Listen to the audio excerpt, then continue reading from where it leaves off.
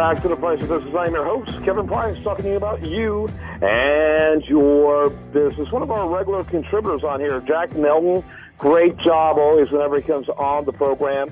And North American Solutions is his company in the insurance space.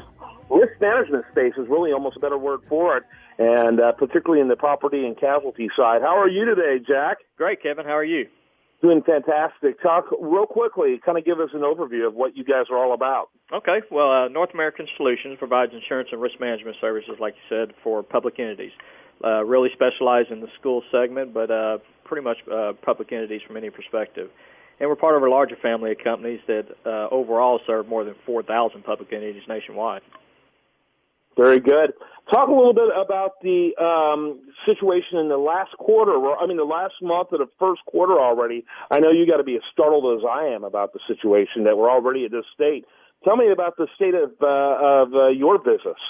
Well, it's been this is a busy time of year. I just returned from Nashville last night, where I was there for 3 days with a lot of our suppliers, so to speak, which would be the insurance carriers, and also a lot of prospects around the country. Is actually their biggest turnout ever in this association's history. But we're busy right now meeting with our partners and getting ready for the big rush renewals that is summer and September for us, about 90% of our business. So just kind of getting everything in place and ready to go.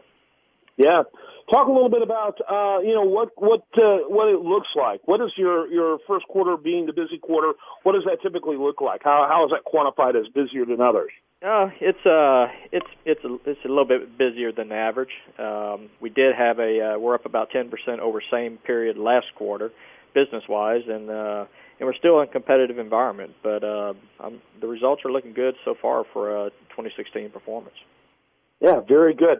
So talk about in terms of how, every organization is a little different in the way they do their planning, goal expectations, and that type of thing, and the end of the first quarter is often a very good time to evaluate where people are at in their goal setting and, in terms of goals matching up with reality. How does North American Solutions look at this?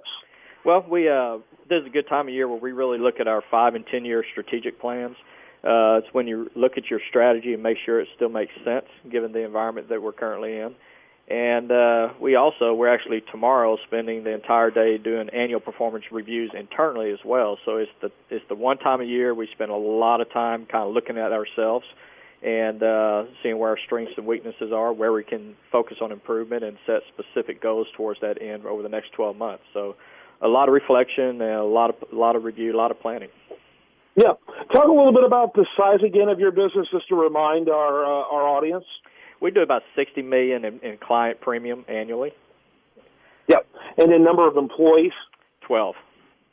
12.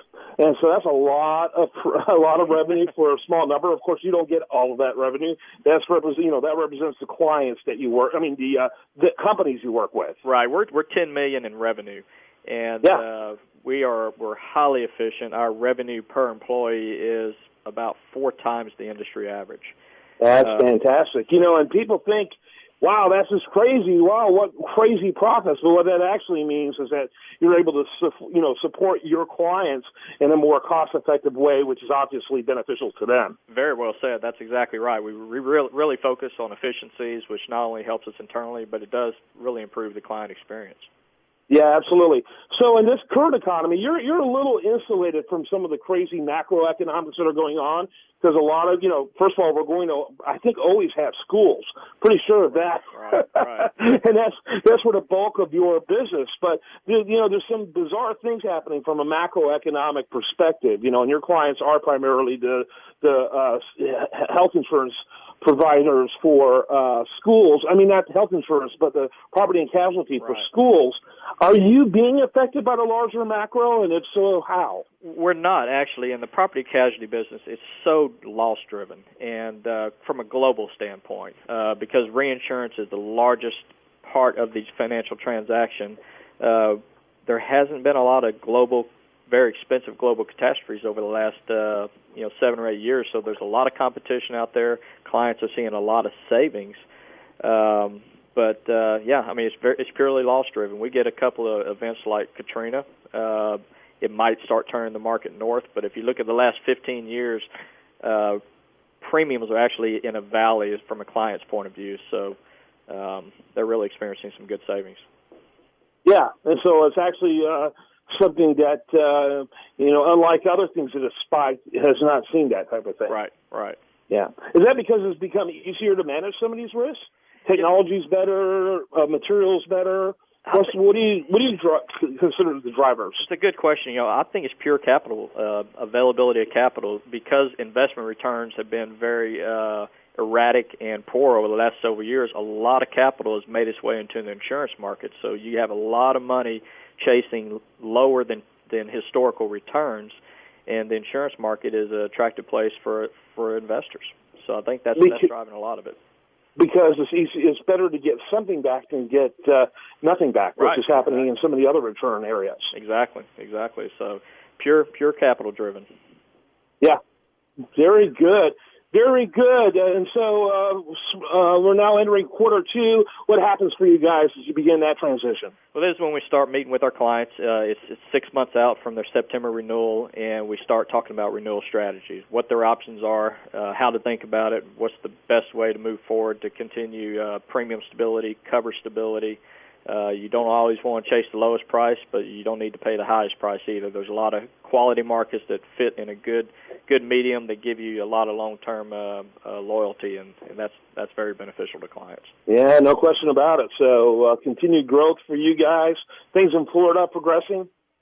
Yes, it is. I had a lot of meetings in Nashville about that, and still looking very attractive for some new geographical territory for us. Final thoughts before we wrap up the segment.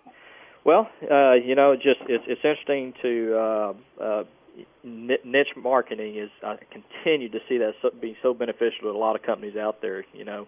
We believe you find your niche, you learn it better than your competition, and success kind of just takes care of itself. So, continued big believer in niche marketing and niche servicing.